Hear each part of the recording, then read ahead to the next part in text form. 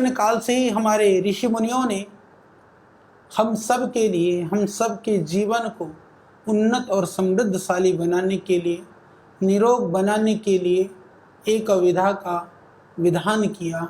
उसका नाम है योग। योग के द्वारा ही हम लोग रोगों से बच सकते हैं, आए हुए रोगों से भी मुक्त हो सकते हैं। इसीलिए ऋषियों ने कहा, न तस्य रोगो न जरा न मृत्यु प्राप्तस्य योगाग्निमयम शरीरम।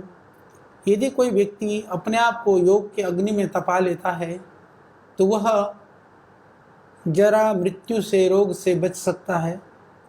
तो इससे बढ़कर के मनुष्य को चाहिए भी क्या। आज पूरी दुनिया के अंदर इन रोगों से बचने के लिए जितने भी उपायों को किए जा रहे हैं, योग सबके लिए सहयोगी है। इमरजेंसी के रूप में आप किसी भी पैथी का आलंबन कर रहे हैं, या आप क्रिटिकल कंडीशन में हैं, या आप अलग अलग देशों के अनुसार अलग अलग पैथी का अनुसरण और पालन कर रहे हैं, तो भी योग को सहयोगी चिकित्सा के रूप में, सहयोगी विधा के रूप में आप अपना सकते हैं। तो इससे बढ़कर के मानवता के लिए कोई हित की बात नहीं हो सकती है।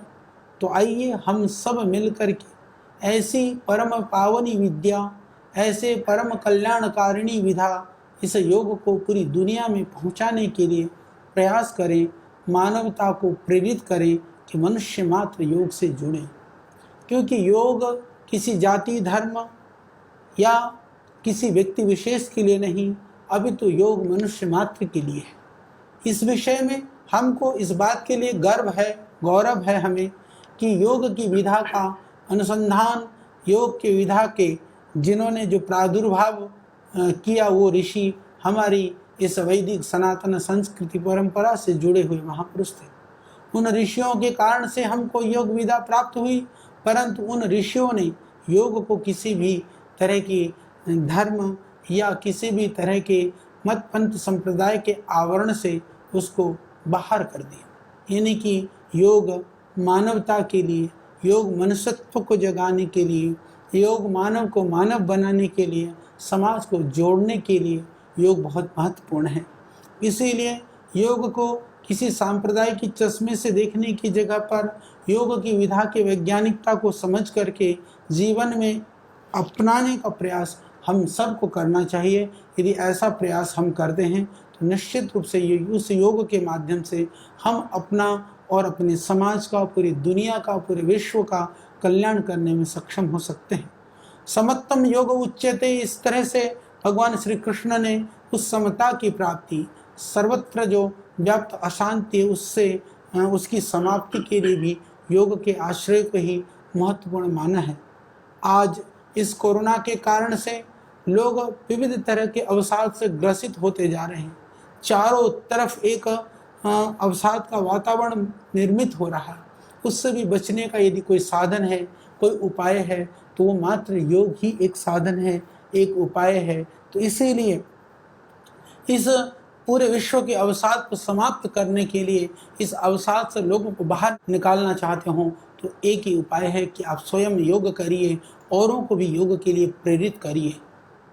हम सबको मिल करके वैश्विक एकता के लिए, समन्वय के लिए जो कार्य करना है, ये हम सबका एक बड़ा लक्ष्य और बड़ा उत्तरदायित्व है। इस कार्य को भी हम यदि पूरा कर सकते हैं तो योग के द्वारा ही पूरा कर सकते हैं। तो योग में हम यदि स्थित होते हैं तो भेद समाप्त होता है, भेद समाप्त होता है तो समाज में एकता, समन्वय की भावना हमारे मन में जागृत होती है। आज विविध तरह के छोटे छोटे स्वार्थों के कारण से, छोटी छोटी भ्रांतियों के कारण से, छोटे छोटे हमारे अलग अलग विचार धारणाएं और अवधारणाओं की वजह से हमने समाज को बांटने का जो काम जो लोग कर रहे हैं, उन सब लोगों से भी मेरा निवेदन है, हम आह्वान करते हैं कि आप योग से जुटें। योग से जुड़ने के बाद में वसुधैव कुटुंबकम की जो भावना है, एम निजः परो वेति गणनाम लघु चेतसाम, कि ये मेरा है, ये तेरा है, ये मेरा पंथ है, मेरा संप्रदाय है, ये मेरी मान्यताएं, ये तेरी मान्यताएं हैं। इस तरह की अवधारणाओं ने समाज को और अशांत किया हुआ है। हमारी संवेदनाएं, हमारी सहनशीलताएं, हमारी शक्ति कहीं ना कहीं क्षीण हो रही है, समाप्त होती जा रही है। उस शक्ति को भी यदि हम समाप्त होने से बचाना चाहते हैं, समाज की जो संगठनात्मक शक्ति को भी जोड़ना चाहते हैं, तो हमें मानवता को, मनुष्य को योग से जोड़ना होगा। तो इस 21 जून के उपलक्ष्य में अंतर्राष्ट्रीय योग दिवस के रूप में एक दिन के लिए योग नहीं अपितु सदा के लिए है योग, इस अवधारणा के साथ में, इस विचार के साथ में हम आगे बढ़ें, जिससे कि हम इस योग के द्वारा पूरी दुनिया को रोग मुक्त कर सकें। क्योंकि योग न केवल साधना का उपाय है, योग है रोग मुक्ति का भी एक उपाय है। दूसरी पैथियां जहां बीमार होने के बाद में चिकित्सा की बात करती हैं, बीमार होने के बाद में हम उन उपायों के द्वारा निरोग होने का प्रयास करते हैं, पर योग और आयुर्वेद ऋषियों की ऐसी विधाएं हैं, ऋषियों का ऐसा हम सब के लिए, मानवता के लिए एक अमूल्य देन है कि हम रोगी होने से भी बच सकते हैं। शारीरिक रोगी ही नहीं, हमारे जो मानसिक, कायिक, वाचिक जो विकार हैं, जो हमारी व्याधियां हैं, उन व्याधियों से भी हम अपने आप को बचा सकते हैं। तो इसीलिए मेरा आप सबसे निवेदन है कि हम सब एक बने, नेक बने, योग के मार्ग पर चलें, योग पर मार्ग पर चल करके स्वयं निरोगी होकर के पूरी दुनिया को निरोग बनाने के लिए प्रयासरत रहें, क्योंकि यही सबके लिए जरूरी है, यही कमनीय है, यही प्रार्थनीय है। तो इस प्रार्थना को हम सारे मिलकर के, जो भगवान वेद ने कहा, सम गच्छध्वम सम वदध्वम संभो मनांसि जानताम, इस संकल्प के साथ में, इस उद्घोष के साथ में कि हम सब लोग मिल करके चलें, बोलें, ज्ञानी बने, उस ज्ञान के द्वारा योग का पालन करें, योग का अनुसरण करें, योग के अनुसरण के द्वारा इस विश्व को सुंदर बनाएं, परमात्मा की इस सृष्टि को सुंदर बनाने का यह हमारा सबका कर्तव्य है। उस कर्तव्य को यदि हम पूरा कर सकते हैं तो योग मार्ग के द्वारा ही पूरा कर सकते हैं। पुनः मैं यही निवेदन करना चाहूँगा, विश्व में एकता चाहिए, समन्वय चाहिए। चाहे हमारे देह में रोग मुक्ति के लिए हमको कोई उपाय चाहिए, तो निश्चित रूप से योग से बढ़कर के कोई भी साधन नहीं हो सकता। महर्षि पतंजलि ने इसीलिए आत्म साधना की बात की, आत्म कल्याण से जग कल्याण की बात की। योग का मार्ग ही ऐसा है, वह स्वयं तपते हुए लोगों को संताप से मुक्त करने की सोचता है। जो योगी होता है, हमारे परम श्रद्धेय आदरणीय पंडित श्री राम शर्मा आचार्य प्रवर ने भी, आचार्य जी ने भी हम सबको यही तो संदेश दिया, हम सुधरेंगे जग सुधरेगा। पर हम जग को तो सुधारने की सोचते हैं, अपना सुधार हम कहीं भूल जाते हैं। योग इसीलिए कहता है आत्मानं विद्धि, कि यथा पिंडे तथा ब्रह्मांडे, यदि तुम पिंड को जान लोगे तो ब्रह्मांड का बोध तो अपने आप हो जाएगा। इसीलिए ऋषि दयानंद ने कहा कि संसार का उपकार करना इस समाज का मुख्य उद्देश्य है, परंतु मानसिक शारीरिक अपनी उन्नति करना ये परम कर्तव्य या प्रथम आवश्यकता बताया गया है। जितने भी महापुरुष हुए हैं, जितने भी हम इसीलिए प्रार्थनाओं में भी हम यही तो कहते हैं, या आत्मदा बलदा, भगवान से यही प्रार्थना करते हैं कि हे प्रभु तू आत्मज्ञान का देने वाला है, तू बल का देने वाला है। वेद भगवान भी इसी तरह की बातें हमको बताते हैं।